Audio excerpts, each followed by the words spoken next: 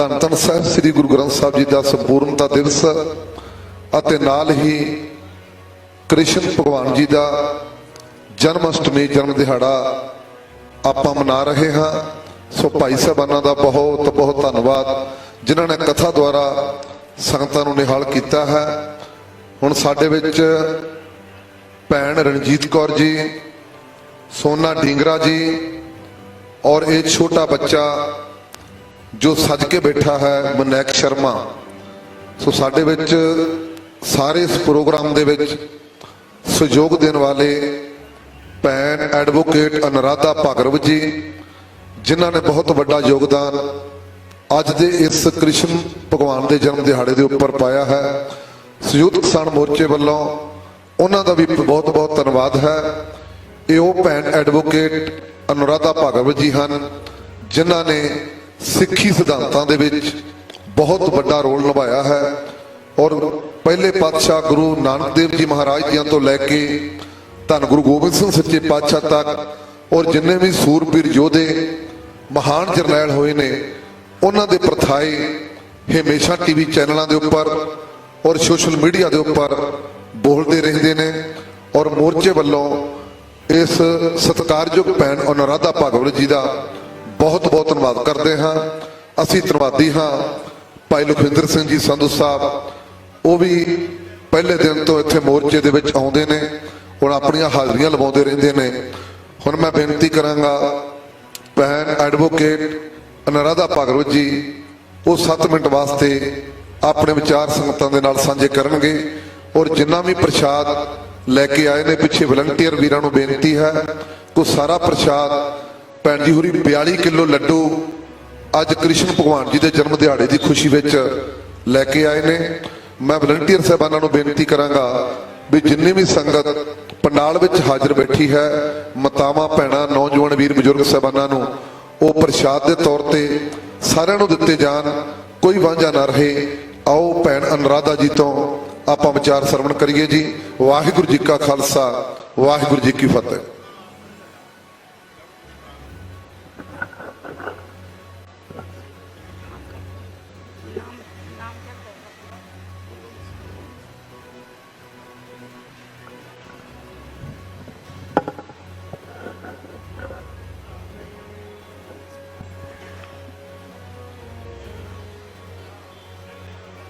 मान सत्कार के योग्य भाई बलवंत सिंह जी, राष्ट्रीय सचिव भारतीय किसान यूनियन, सत्कार योग्य ज्ञानी तेजपाल सिंह जी, लखविंदर सिंह संधू जी, स्टेज पर विराजमान सभी मेहमान और यहाँ पर सभी साथ संगत को मेरा वाहेगुरु जी का खालसा, वाहेगुरु जी की फतेह।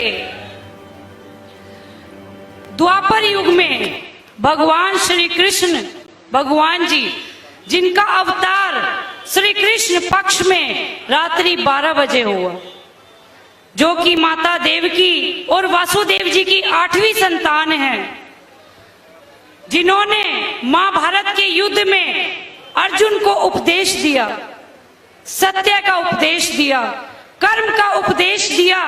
जहां एक तरफ अर्जुन के सामने अपने खड़े हुए थे, वहीं दूसरी तरफ सत्य की और अपने अधिकारों की रक्षा के लिए श्री कृष्ण भगवान ने उपदेश दिया और कहा कि अर्जुन, एक तरफ तेरे अपने हैं और दूसरी तरफ सत्य है, किसका साथ दोगे? तब श्री कृष्ण भगवान ने कहा कि तुम्हें सत्य का साथ देना है, कर्म का साथ देना है।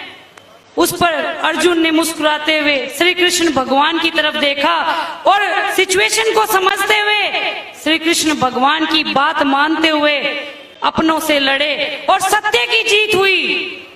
श्री कृष्ण भगवान ने द्वापर युग में जब जन्म लिया, गीता का ज्ञान दिया, आज मानवता के लिए बहुत प्रेरणा स्रोत है।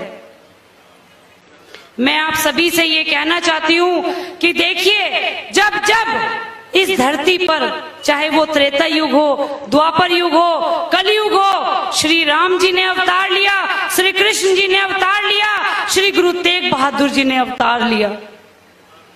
जब जब इस देश पर कुछ भी कष्ट आया है, जब जब इस देश पर कोई भी संकट आया है, तब तक भगवान श्री राम, भगवान श्री कृष्ण और गुरु नानक देव जी और गुरु तेग बहादुर जी ने यहाँ पर अवतार लिया।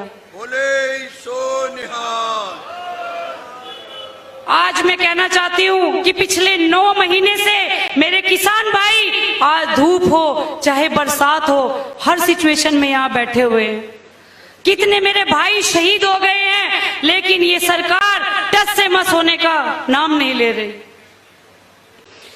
सरकारों को डर क्यों नहीं लगता? क्योंकि आज हमारे देश के अंदर जो हुकूमतें हैं वो अपने अहंकार को लेकर बैठी हुई हैं, लेकिन अहंकार तो औरंगजेब का भी नहीं रहा और कंस का भी नहीं रहा। आपको भलीभांति ज्ञान होगा कि कंस का वध करने के लिए भगवान श्री कृष्ण ने जन्म लिया।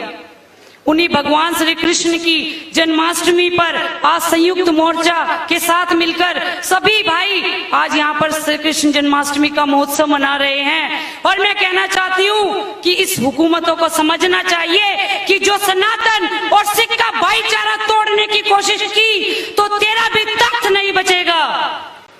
क्योंकि आज हमारे देश के अंदर जो हुकूमतें कर रही हैं भाईचारा खराब करने की, उसको कभी भी बख्शा नहीं जाएगा। करनाल में जो हुआ बहुत निंदनीय है, हम उसकी घोर निंदा करते हैं। क्योंकि करनाल में हमारे भाइयों के साथ जो हुआ, हुकूमतों ने जो अपनी चलाई, बहुत शर्मनाक बात है। मेरे किसान भाइयों को चोट लगी, किसी के नाक की हड्डी तोड़ी गई। आज एक भाई का मुझे पता चला कि उसकी आंख की रोशनी चली गई। क्या इस दिन की देखने के लिए हमने वोट दी थी? क्या इस दिन के लिए हमने सरकारें बनाई थी? नहीं। आज मैं कहना चाहती हूँ, पूरे देश को आह्वान करना चाहती हूँ कि ये एक कौम की लड़ाई नहीं, ये पूरे भारतवर्ष के हर कौम की लड़ाई है, सम्मान की लड़ाई है। और मैं कहना चाहती हूँ कि पूरे देश को एक होना होगा। क्योंकि कल जो हुआ है बहुत शर्मनाक है। सभी को एकजुट होकर इस सरकार का सामना करना होगा और सरकार को झुकना होगा। मेरे किसान भाई यहाँ बैठे हुए हैं, मैं ये कहना चाहती हूँ कि आप लोगों के ऊपर गुरु नानक देव जी का आशीर्वाद है, श्री गुरु तेग बहादुर जी का आशीर्वाद है, जिन्होंने खुद जनेऊ नहीं पहना लेकिन जनेऊ की रक्षा के लिए अपने प्राण त्याग दिए, अपनी शहादत दे दी। ये हमारे गुरु नानक देव जी के वो सिख हैं जिन्होंने मानवता के लिए काम किया, किसी जाति पाति को देखकर काम नहीं किया। मेरे देश के किसानों को एक होना होगा ताकि काले कानून रद्द करवाए जा सके। और मैं करनाल में जितने मेरे किसान भाई जख्मी हुए हैं, घायल हुए हैं, शहादत हुई है, मैं गुरु साहब से अरदास करना चाहती हूँ कि घायल अवस्था में जो किसान हैं उनको तंदुरुस्ती बख्शे और जो शहीद हुए हैं उनको अपने चरणों में स्थान दे। दोबारा से श्री कृष्ण जन्माष्टमी की बहुत बहुत आप सभी को शुभकामनाएं। और दोबारा मैं कहना चाहती हूँ कि सभी देशवासियों को एक होकर इस हुकूमत के खिलाफ लड़ना पड़ेगा अगर अपना अधिकार चाहिए। अंत में मैं यही कहूंगी कि श्री कृष्ण भगवान की सुंदरता के ऊपर मुझे एक शब्द याद आ गया, वो मैं आपसे जरूर शेयर करूंगी। मेरे बांके बिहारी लाल, न किया करो तुम इतना श्रृंगार, नजर तो है लग जाएगी ओ हरा वाले, नजर तो है लग जाएगी। जैसा कि श्री गुरु ग्रंथ साहब जी के अंदर श्री कृष्ण जी की बहुत सुंदर सुंदर वाणियां हैं, उनको देखते हुए मैं ये कहना चाहती हूँ, आज जो गुरुवाणी का यहाँ पर जो विचार रखा गया, गुरुवाणी को सुनाया गया, आज मानवता को मानवता के लिए बहुत जरूरत है इस सिद्धांत की। मानवता के सिद्धांत पर चले, सिक्खी सिद्धांत पर चले, क्योंकि देश के अंदर आज अगर कोई कामयाब सिद्धांत है तो वो सिक्खी सिद्धांत है, जो हमेशा सनातन को साथ लेकर चलता है और हमेशा सभी की इज्जत करते हैं। दोबारा से वाहेगुरु जी का खालसा, वाहेगुरु जी की फतेह।